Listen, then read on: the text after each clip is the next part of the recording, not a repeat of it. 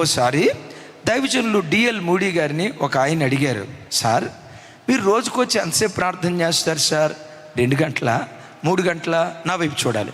రోజుకు వచ్చి ఎంతసేపు ప్రార్థన చేస్తారు సార్ అని అంటే ఆ దైవజనుడు నవ్వుతా ఇలా అన్నాడట, నేను రక్షణ పొందిన ప్రారంభ దినాల్లో రోజుకొచ్చి ఒక అర్ధగంట ప్రార్థన చేసేవాడిని అయ్యా.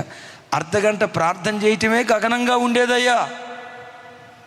ఆత్మలో ఎదిగిన తర్వాత ఓ 3 సంవత్సరాలకి రోజుకొచ్చి 1 గంట సేపు ప్రార్థన చేసేవాడిని అయ్యా. ఆ గంట ప్రార్థనే బాబోయ్ ఈరోజు గంట సేపు ప్రార్థన చేశా అని మురిసిపోయేవాడిని అయ్యా. విశ్వాసంలో ఇంకొంచెం ఎదిగిన తర్వాత, భక్తిలో స్థిరపడిన తర్వాత రోజుకొచ్చి 2 గంటలు ప్రార్థన చేయటం ప్రారంభించానయ్యా. ఓ 10 సంవత్సరాలు సేవ చేసిన తర్వాత ఈ 2 గంటల ప్రార్థనతో మనం ఎలా సేవ చేయగలుగుతాం?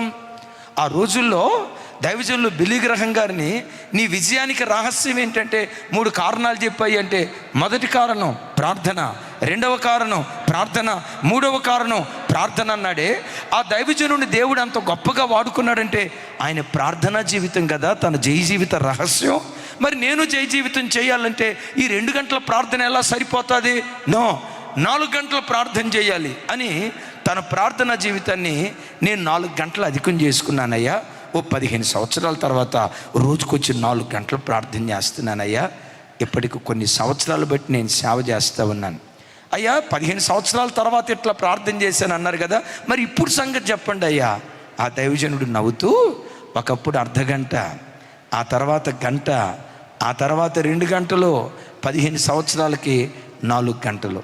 ఇప్పుడైతే ప్రతి క్షణం ఆత్మలో మూలుగుతూ ప్రార్థన చేస్తూ ఉన్నాను. ప్రతి క్షణం ఎవరైనా నా దగ్గరికి వచ్చి అయ్యా నా భర్త మారలేదు అని చెప్తూ ఉంటేనే ఆ బిడ్డను చూస్తూనే ఈ బిడ్డ భర్తను మార్చు అయ్యా, నీ తట్టు త్రిప్పుకోవయ్యా, ఆ త్రాగుబోతు దురాత్మ నుంచి విడుదల దయచేవయ్యా, ఏడుస్తూ ప్రార్థన చేస్తానయ్యా.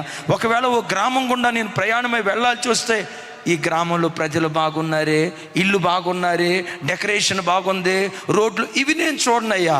ఒక గ్రామాన్ని దాటి వెళ్ళేటప్పుడు అయ్యా రేపు నేను పరలోకానికి వచ్చినప్పుడు ఈ గ్రామంలో ప్రతి కుటుంబం పరలోకంలో కనపడాలయ్యా.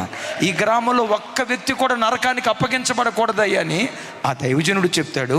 ఒకప్పుడు అర్ధగంట ప్రార్థన చేసేవాడిని, ఇప్పుడైతే నిత్యము నేను ప్రార్థనలో గడుపుతూ ఉన్నాను. సంఘమా, ఆ స్థాయికి సంఘం ఎదిగేదయ్యుండును గాక. శబ్దం గట్టిగా ఆమెన్.